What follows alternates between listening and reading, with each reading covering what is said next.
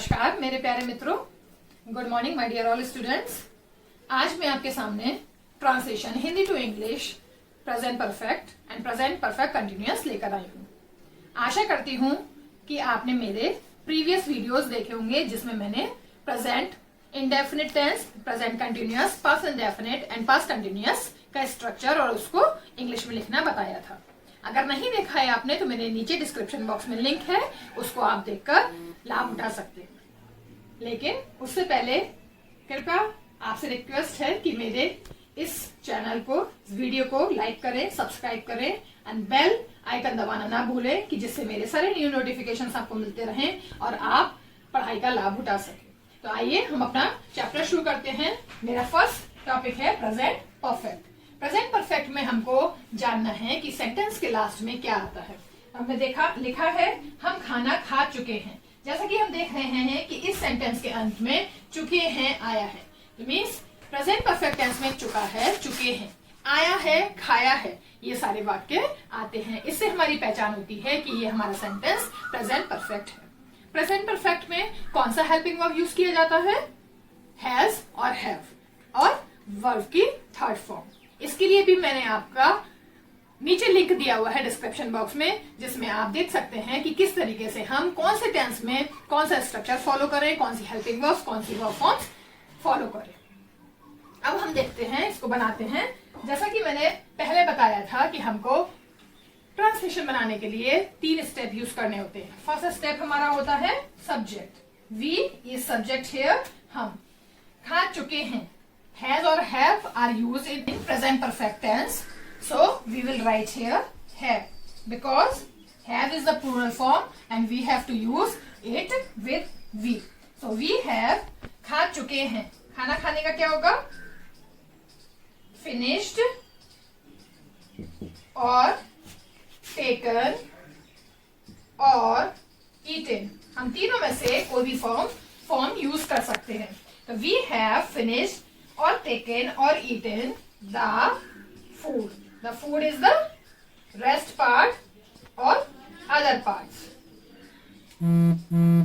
So the sentence is we have finished, eaten or taken the food. हमने खाना खा लिया है या हम खाना खा चुके हैं। लिया है, खाया है, चुके हैं, ये सारा हमारा प्रेजेंट परफेक्ट के अंत में आता है, जिससे हम समझ जाते हैं कि हमारा प्रेजेंट परफेक्ट टेंस है। इसी को ही एक हम लॉन्ग प्रोसेस में देखते हैं। सीता सब्जेक्ट। नेक्स्ट स्टेप हम देखेंगे वर्ब फॉर्म। चुकी है, सो हैज। फिर गा चुकी है, कौन सी वर्ब फॉर्म हम यूज करेंगे? V3 has sung, sing, sang, sung। अब हम देखते हैं इसमें हमारा क्या अदर वर्ड्स हैं। नाचने के साथ, ये एक साथ आया है, गाना भी। सो क्या गा चुकी है वो? sang the song to। भी का मतलब to। नेक्स्ट क्या वर्ड है हमारा? नाचने के साथ। साथ क्या होता है? with the dance। So the full sentence will be Sita has sung the song to with the dance। आशा करती हूँ कि आपको ये समझ में आया होगा। अब हम अपना आगे नया प्रोसेस देखते हैं। आइए देखते हैं अब present perfect continuous. Continuous meaning होता है लगातार जो काम करते रहना है, निरंतर। परफेक्ट जो काम हम कर चुके हैं।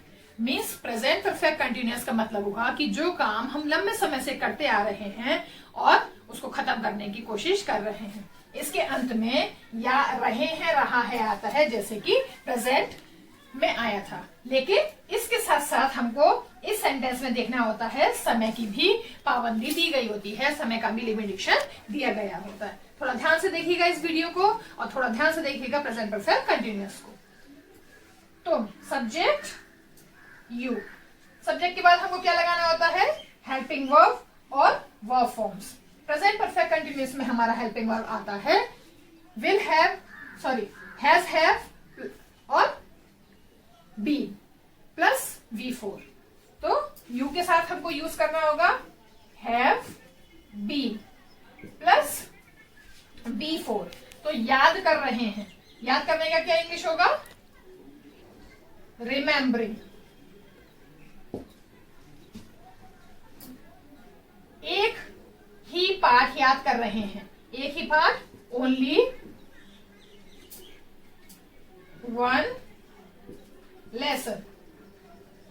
अब यहां देखिएगा 2 दिन से मीन्स जब हमारे सेंटेंस में परफेक्ट कंटिन्यूस सेंटेंस में टाइम आता है, हमको देखना होता है कि वो टाइम कंफर्म है, एक्यूरेट है या नहीं। 2 दिन से मतलब 2 दिन कौन सा हुआ, पिछले 2 दिन या कोई भी 2 दिन। तो यहाँ समझ नहीं आ रहा कौन से 2 दिन है। अगर होता पिछले 2 दिन से तो मीन्स जैसे आज थर्सडे है तो वेडनेसडे और ट्यूसडे, और इसमें लिखा हुआ है पिछले 2 दिन से, मीन्स कंफर्म नहीं है कौन से 2 दिन से, तो इसके साथ में हमको फॉर लगाना होता है। अगर कंफर्मेशन हुआ तब हम वहां सिंस लगाएंगे।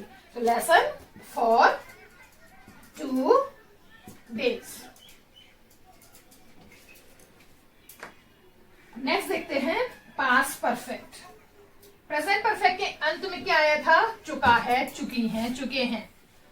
इसके अंत में आता है चुका था, चुका था, चुके थे, चुकी थी। तो इसमें क्या लग जाएगा, हैज हैव का पास्ट फॉर्म क्या होगा, हैड, प्लस कौन सी वर्ब फॉर्म आएगी, V3। Yes, subject Ramesh. ये थोड़ा सेंटेंस बड़ा है, ध्यान से देखिएगा। चुका था, हैड, विच वर्ब फॉर्म, पढ़ चुका था, मीन्स रीड।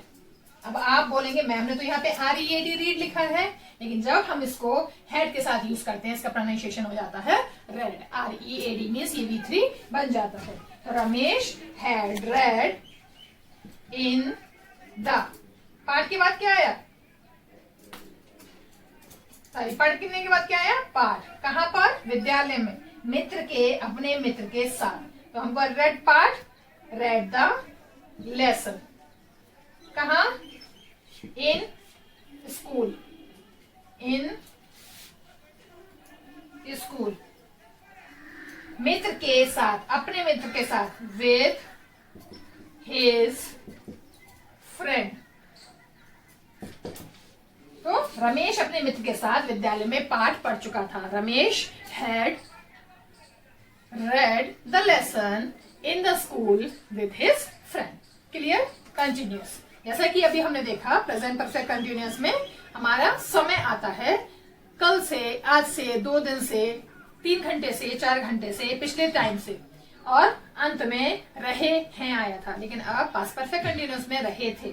तो तुम कल रात से उसे सीख दे रहे थे। तो हम क्या बनाएंगे इसका, सब्जेक्ट यू, दे रहे थे, दे रहे थे, कौन सा हेल्पिंग वर्ब लगेगा, हैड, वर्ब फॉर्म V3। तो सीख दे रहे थे, सीख देने का क्या होगा, गिवन, V3 यूज होगा परफेक्ट में।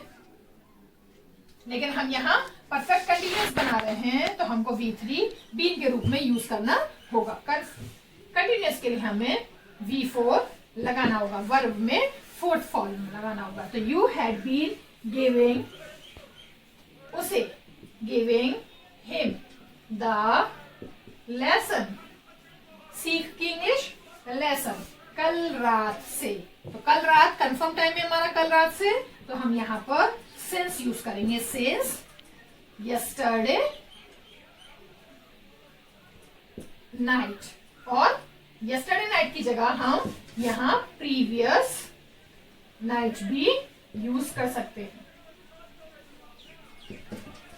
So you had been giving him the lesson since yesterday night और previous night। तो हमने देखा कितने आसान तरीके से हम ट्रांसलेशन को इंग्लिश में बदल सकते हैं, लिख सकते हैं।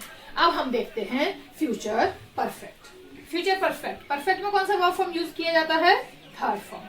फ्यूचर में हेल्पिंग वर्ब कौन सा यूज होता है, विल शैल। तो हमको परफेक्ट में थर्ड फॉर्म के साथ, विल शैल के साथ यूज करने के लिए हैव यूज करना होगा।